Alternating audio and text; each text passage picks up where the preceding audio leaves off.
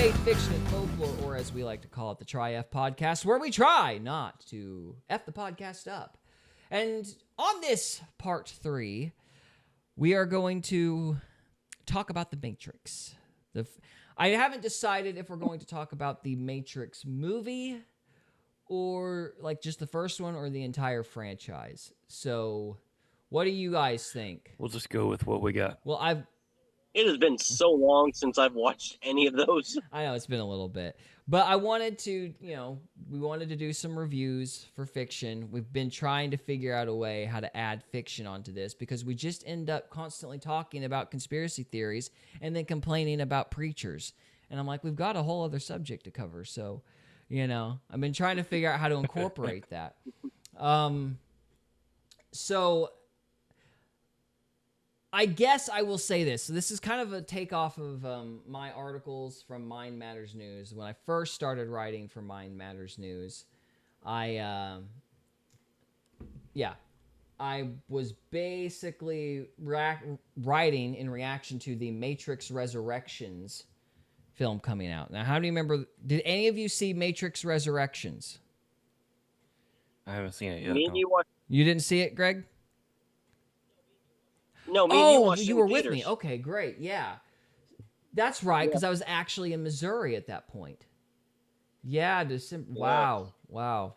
I forget things. So, yeah, what did you think of that movie, Greg, when you saw it in theaters? It's been a while. I thought it was okay.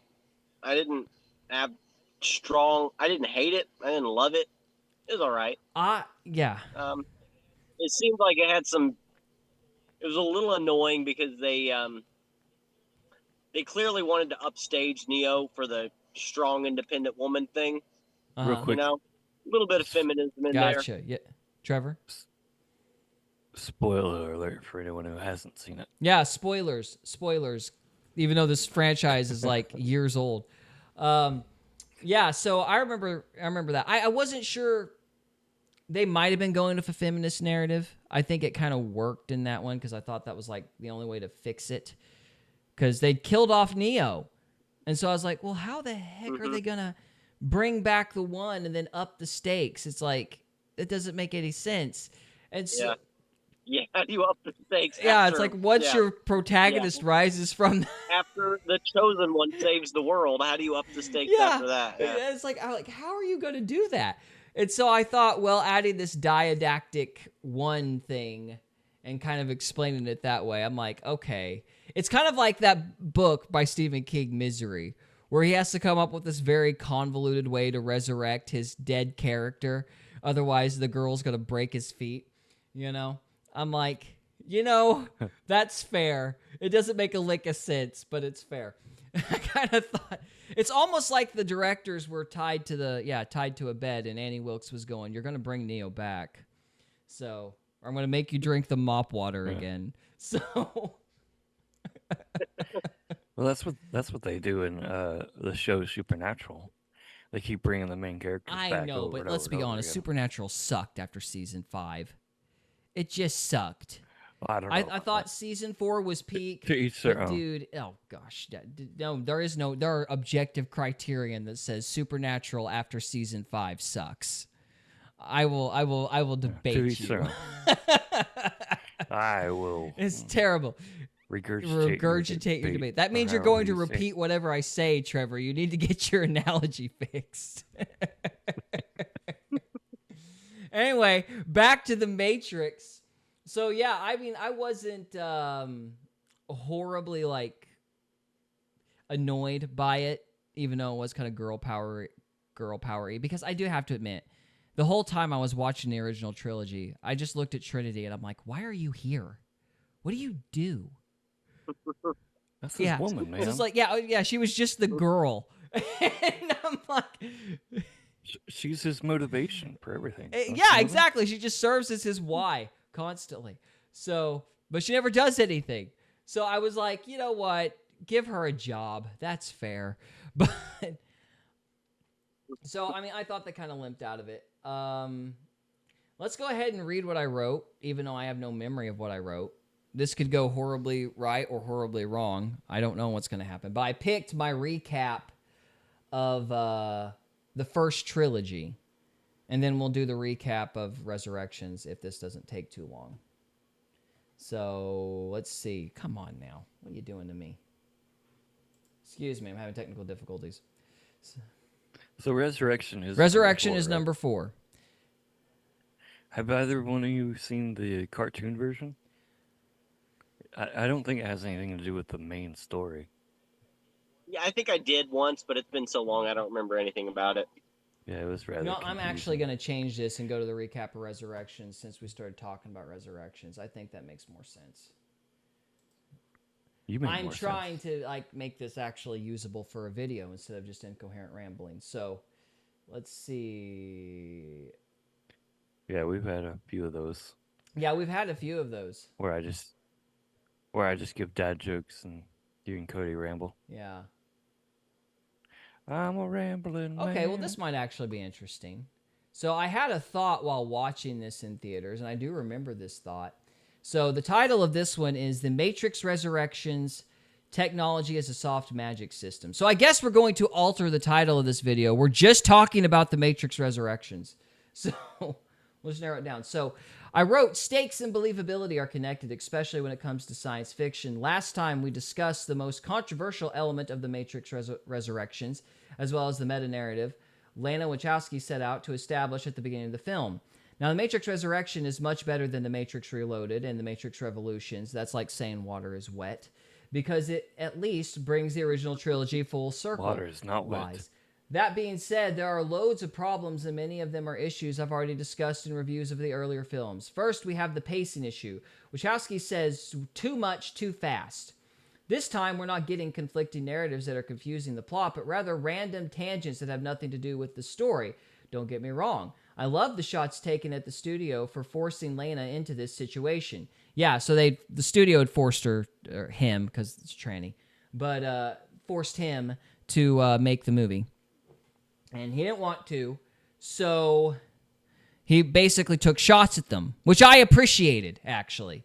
So I got a real vindictive pleasure out of it, but it has nothing to do with the story. This rant, while fair, feels forced and bogs the story down. Second, the machines become sentient with zero explanation as to how any of this is happening. We get pet robots, magnetic beads that form humanoid representations of computer programs, and Agent Smith becoming who knows what.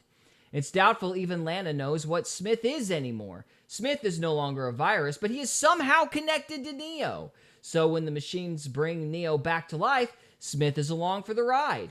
This doesn't make sense. The whole point of Neo's sacrifice was to kill Smith. So when the machines brought Neo back, why wouldn't they just leave Smith dead because he nearly destroyed the Matrix last time? Why are Neo and Smith a package deal? How are they packaged? Given that Trinity is now a package deal with Neo, is Smith connected to her?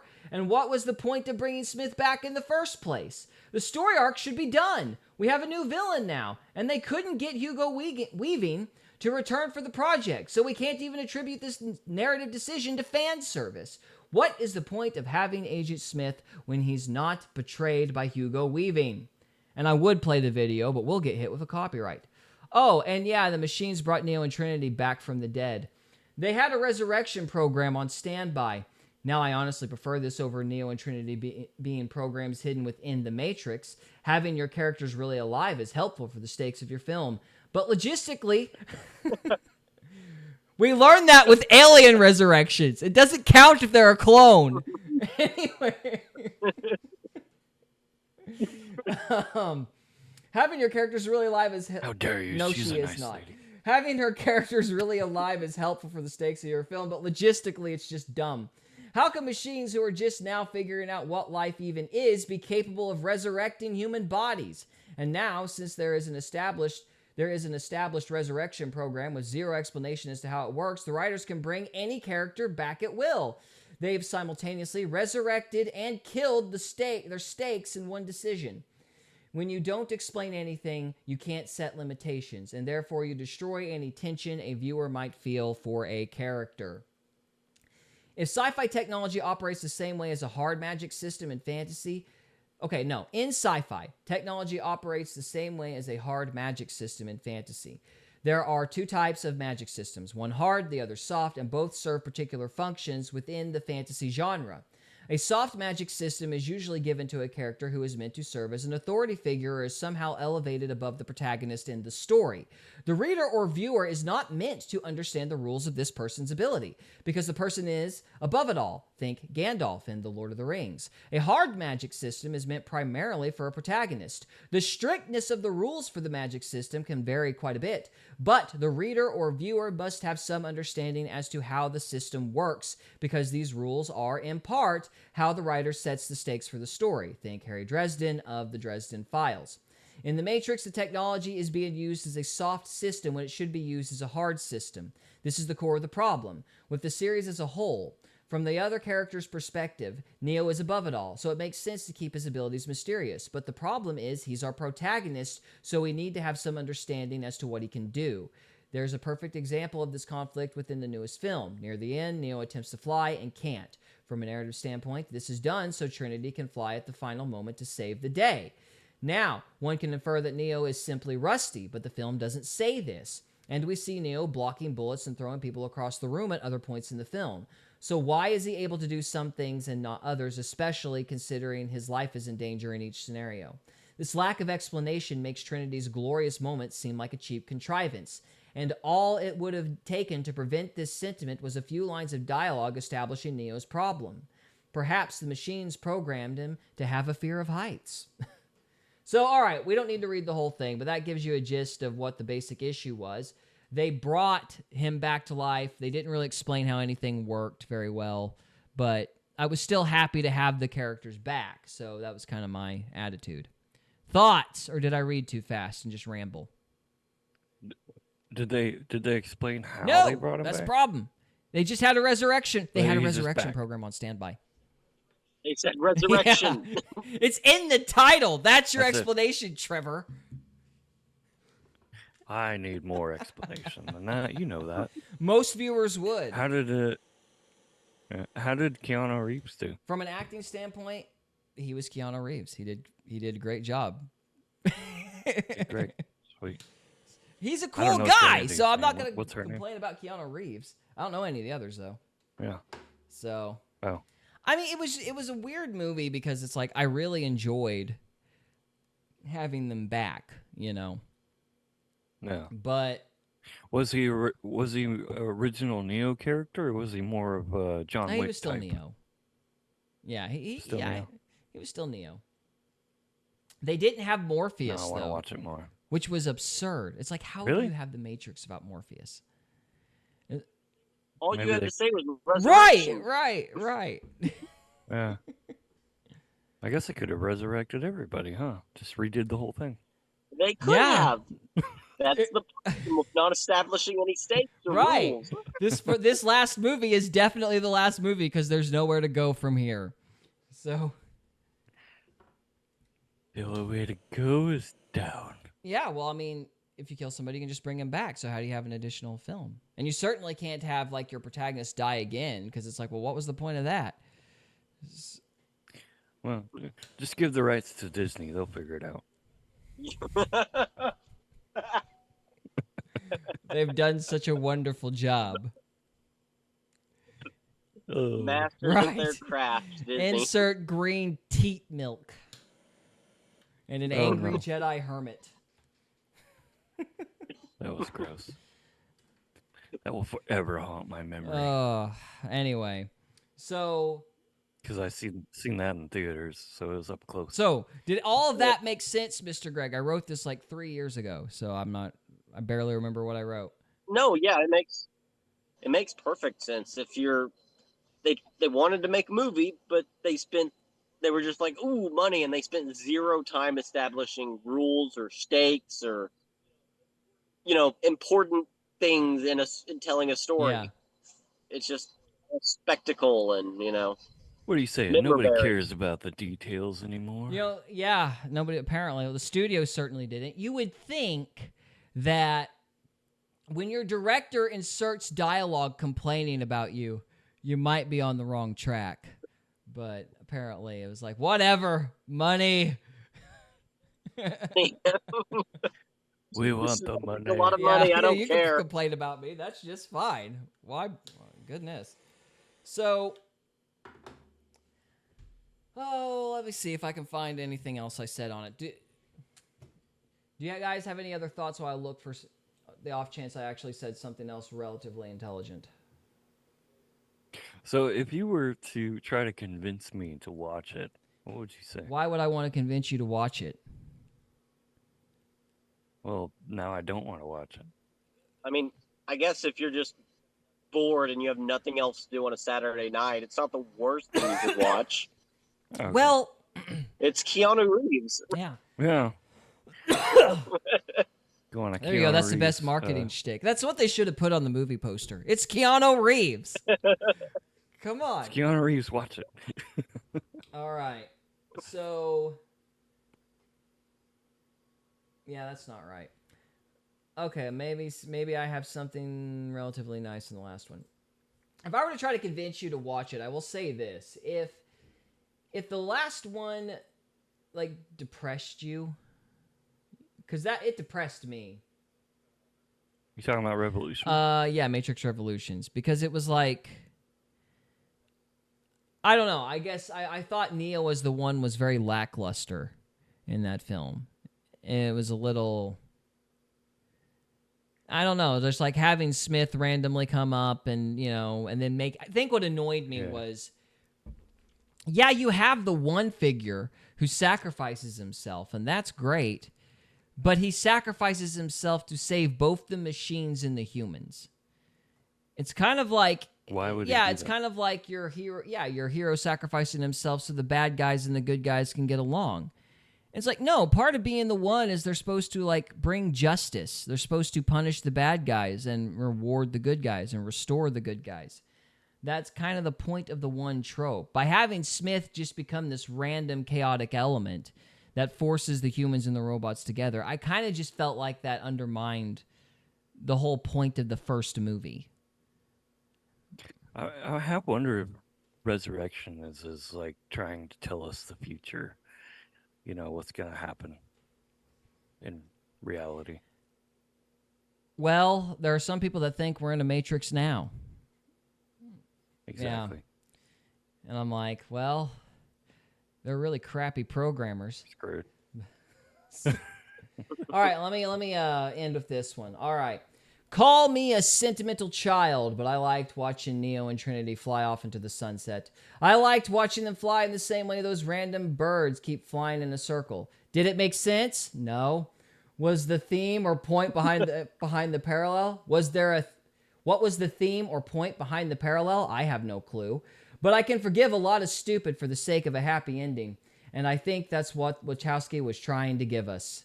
If a soulless studio forces you to make a sequel that doesn't need to be made, you might not be able to make the movie coherent, but at least you can give it a little heart. So...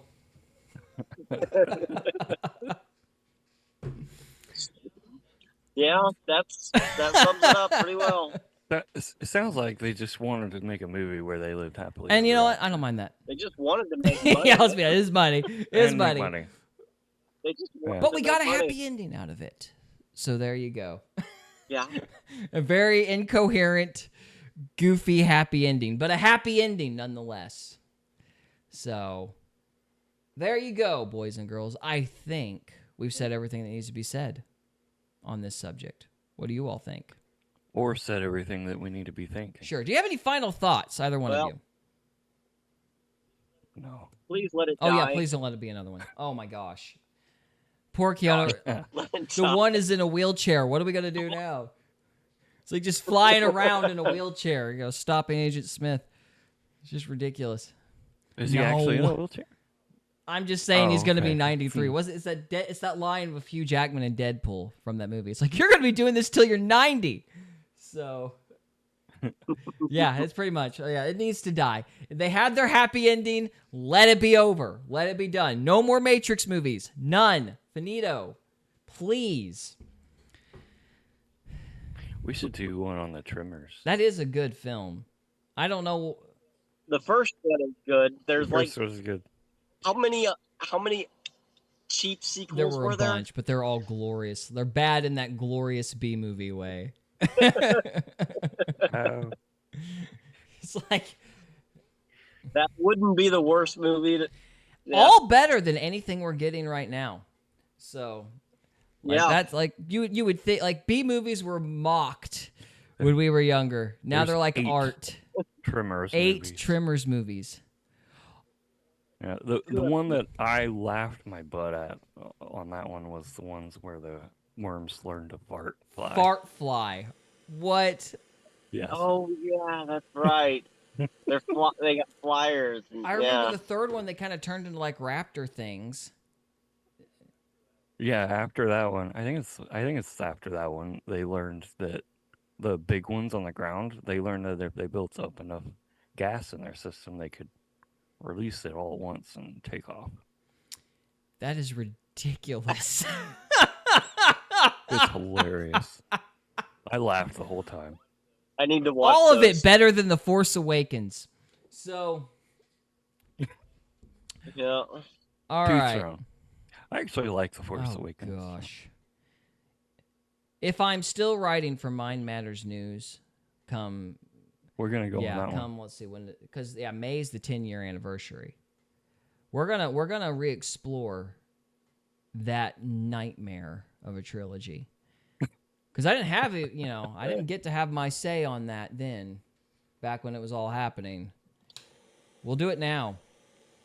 And we'll do it live! Now. So, And we got to be very careful because Disney loves to go after people with copyright stuff. oh, that's fine. That's fine. We're going to be demonetized the second we get, we're going to be like, our channel's going to be destroyed the second we get monetized anyway. We've got so many copyrights. I think the fact that we're not monetized is what's keeping us alive. We're going to have to delete a lot of videos. But anyway, they'll be on Rumble. Or just they'll be on wrap Rumble. up. So anyway, okay. So before we close, because I think we've officially killed enough time, I have got an announcement. Excuse me. I have got an announcement to make. I told Yay. that intro that I would make the announcement because he brought it up a few weeks ago. And so I said I would like talk about it. And He's probably not even here. here, but that's okay. He'll see it eventually, maybe. So I have been working on some books for about 3 years, and had I known, I was trying to do what's called a rapid release strategy on Amazon, and the typical number is 4, and I decided I was going to do 6. Had I known it was going to take me 3 or 4 years to do 6 books, I never would have attempted this.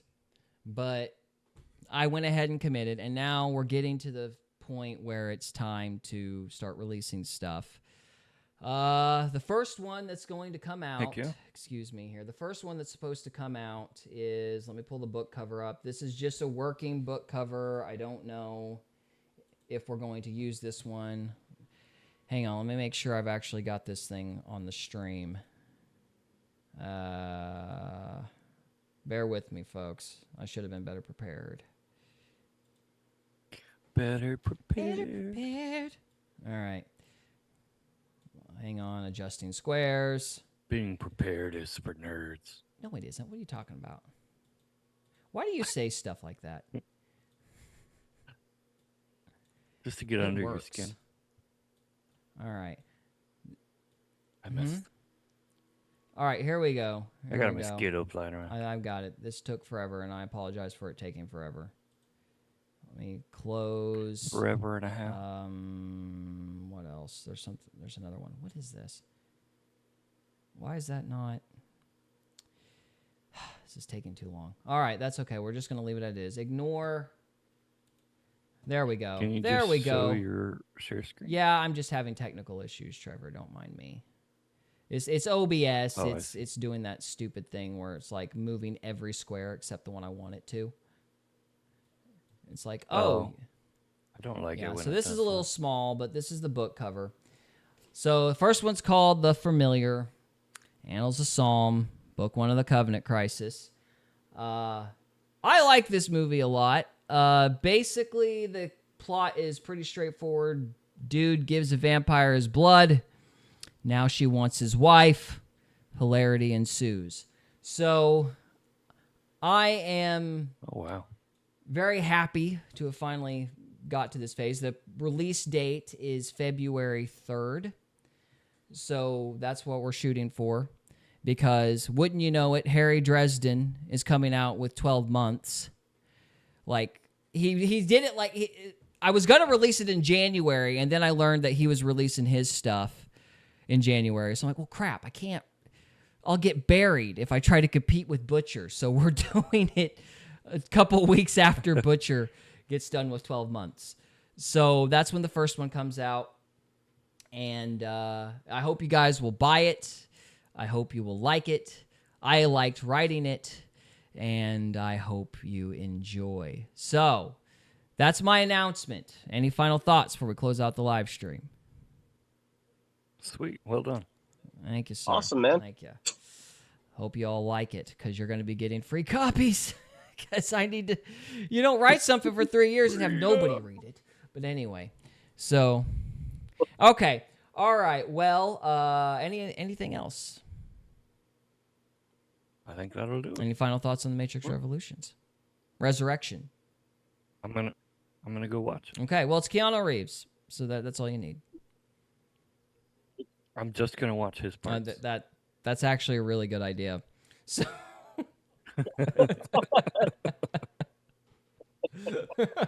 All right, Greg, do you have anything else to say? No, I'm good. All right. Well, guys, we're going to wrap up the stream for the evening. Thank you all so much for watching, and we'll see you next time. We hope you enjoyed this episode of Faith, Fiction, and Folklore. If you did, we would love it if you would subscribe to us on YouTube or follow us on Rumble. We can also be found on X, Instagram, and Facebook. And we are available on Spotify, Apple Podcasts, Amazon Music, and iHeartRadio. Thank you again very much for listening, and we'll see you next time.